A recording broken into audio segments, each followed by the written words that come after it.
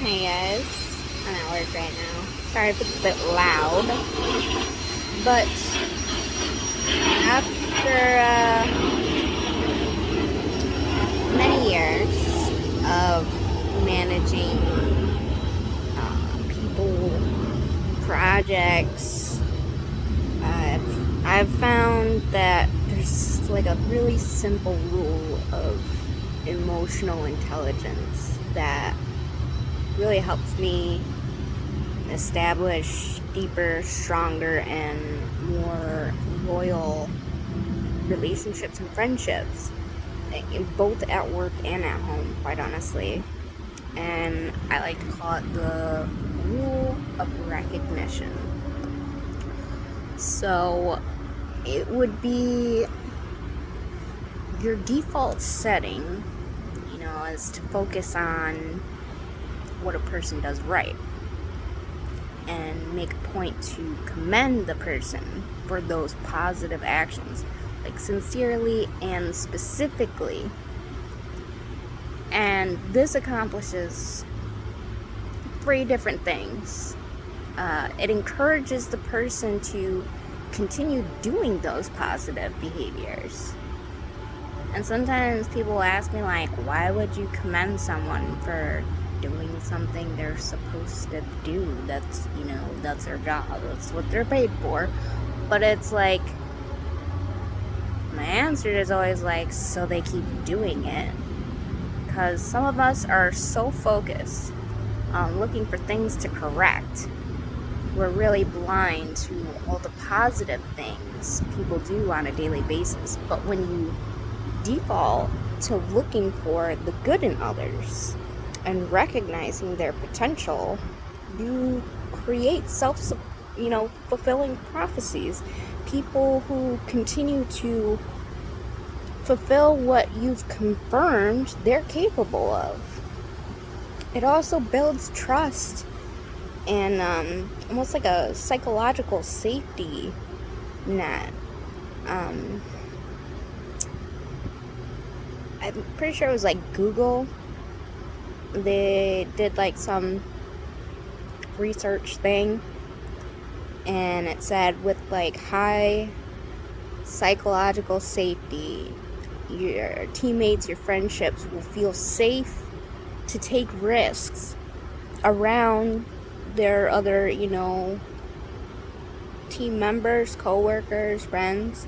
They'll feel confident that no one on the team will embarrass or punish anyone for admitting to mistakes, for asking questions, or offering new ideas.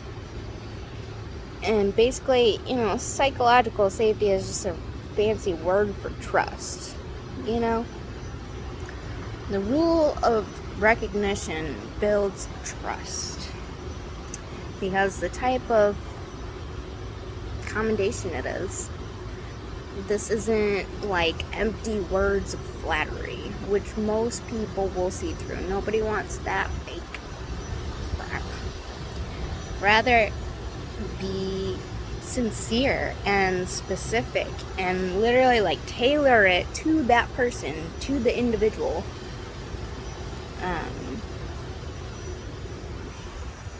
Even with our families, with my kids, I'll pull one of them aside and I'll be like, hey, I don't say this enough. I really appreciate you doing this. Or I'll say that to a coworker, like I'll go out of my way and be like, I really appreciate you filling out that paper for me. And that has already, built new relationships at my new job. And it's just about you looking at the specific action taken in some way, the person and the problem, you can see their specific qualities in action and how much it benefits the other people and the company to keep up the good work. And it's like, how would those words make you feel? Like, I appreciate all of your hard work. You would feel good and you'd want to keep doing that. And again, the key is to keep it real, because it has to be sincere. And it also makes it much easier to share constructive criticism, because once people see you as someone who looks for the positive, who recognizes their efforts, and who makes them feel safe, they'll be way more open to hear your criticism too, because they'll actually take it into account. You're not gonna take criticism from somebody you hate. It doesn't work like that. That's because you'll know, as they'll know that it's someone who's looking out for the best in them rather than someone who's looking to criticize. The fact that your default feedback is positive will make any constructive criticism more palatable and easier to put into practice, especially if you deliver it in a very emotionally intelligent way. So if you're looking to build stronger, healthier, and more loyal relationships, remember the rule of recognition. If you do, you'll encourage your people to continue that positive behavior, build trust and safety, and make it easier to share constructive criticism. Above all, you'll help your people to become the best version of themselves, and that's what we all want to be.